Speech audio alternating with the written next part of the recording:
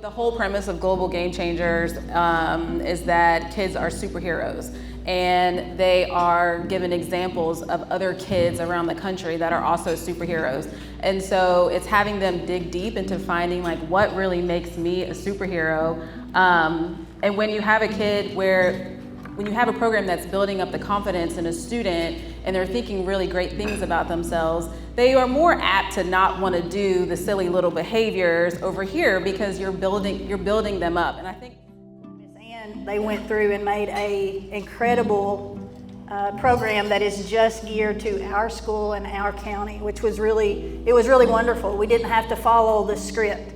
And that is the thing that I would want everybody to understand here, that if you're doing something different within your school, it's okay. They will help you and they will guide you through the program and create it for what is best for you.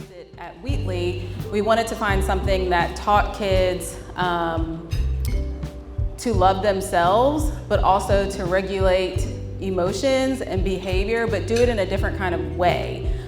Because all of the other programs just weren't working. We weren't seeing a decrease in behavior referrals. So we were, and our teachers were kind of like, well, what's the point? And I didn't have any reason not to agree with them because nothing was working. So I was looking for something that the kids would find meaningful and the teachers would find meaningful as well, so they would want to, implement this program. What we do, love how it's very easy to implement. At first, we felt a little overwhelmed, but then when you take a badge at a time and they have everything where you can just print it off, I highlight what I'm gonna say, and it usually leads into great discussion. And now that we're going into year 3, I do let my students kind of run with different tangents, and that social emotional part is something that they're learning and working on without even realizing it, because we just go down different paths when we're introducing a badge. To keep the language throughout Greenwood, we're hoping that teachers will be able to implement those short 5, 10, 15-minute lessons into their morning meetings, or when they have a little extra time before recess, after recess, end of the day. And I think the kids are really gonna love it too. And the ease of allowing teachers to pick and choose and be flexible, like you all said, really makes it not overwhelming, and I think something that people should easily be able to do.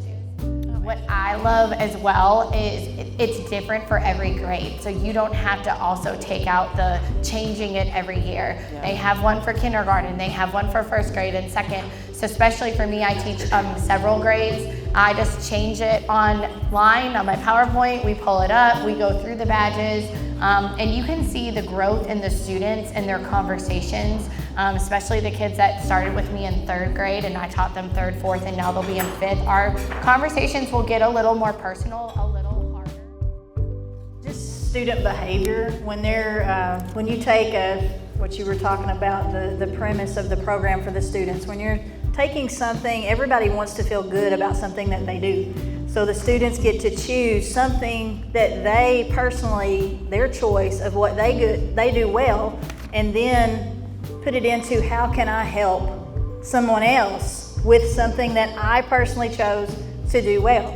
So when you look at our student body, you have more children that are looking at each other and saying, hey, you did that great. Our kids are they love it. I mean, if you have kids that are joyful in service, and I think that has been the best thing, kids that are joyful in serving others, and serving our school community, but also serving outside. We had kids that made dog treats and took them to the Humane Society. We had kids that made sock puppets for kids who are in foster care? Yes. In foster care. They made paper flowers for the elderly. They gave me a paper flower. I told them I'm not elderly. But you're not elderly. To them, I am elderly. But they love the conversations. It's brought a joy to them. And to see kids who love serving that's what we want. We want to grow good human beings. We want them to learn, we want them to read, write, and do math. We want them to do all of those things. But at the end of the day, we want them to be really good human beings. And I think to see them running around and creating their projects and delivering their projects, or hearing the conversations, or having them come tell me, we talked about this in GGC today, has just been incredible. To go off that, we had a 4th grade group make art baskets, and they drew raffle like a kid's name, and so then they got to deliver it to kindergarten, 1st and 2nd grade. And when they first saw their art basket after they had put it all together, and they really, your global game changers person, we've had 2 amazing ones, have really helped us dive deep of things we didn't think about. I made crayons. I know I say crayons wrong, but we made crayons in the microwave. It's a Hoosier way of saying yes, crayon. We made Play-Doh, we made Play-Doh from scratch, and then, so it's these things that kids are creating by themselves, and you put them in a basket, so the art basket, and as soon as they came all together, this 4th grade girl looked at us and she goes, I want it. Well, that's not what it's about, remember? We're gonna go deliver it. Well, that's not fair, I want it. And I go, well, I'm sorry you feel that way. That's not what your project is. Well, then we go into the first classroom and they see the kindergartner start crying with that. They've won this art basket and all this stuff. She was like, never mind, I'm doing the next one, And so they do learn that it's not about them, it's about everyone else, and it does make them better humans, like Joy was saying, and that service part, that they truly learn that it is a lot better to give to others, and when you give to others, good karma comes back. You're moving it from me to Staff. So there's no wrong way. You can literally take this curriculum and implement it in a way that makes sense for you and your building. And Jan and Ann, the team, they are amazing. And I'll say, like, this is the time that I have. These are the confines. These are the constraints that I have, because my thinking as an instructional coach is very different than my thinking now as a principal. I'm like, this is what I can do. And they're like, okay, let's think about it this way. And so it has been great and just really cool to see how many different ways you can implement this program. Well, the program comes with a superhero theme. So you have capes.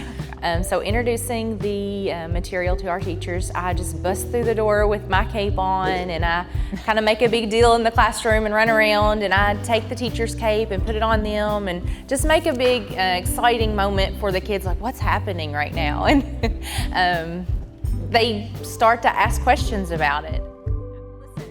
Global Game Changers, again, is free. It's a fully developed curriculum. I'm a huge believer in this. This is why I came on board with GGC, because I know that financially, lots of school systems are strapped, and they're all looking for ways to get their kiddos to believe in themselves, to build better people. But we also know from teachers that in order to teach the reading, writing, and arithmetic, they actually have to get the kids prepared to do that. And behavioral management and emotions is one of those obstacles. And they can't even get to the academics if they can't handle the kids' emotions. And because, as Amber Nichols, one of our national ambassadors, said, she's not responsible for what's happening at home, but she is, as soon as they get into that classroom, she has them. And what difference can she make?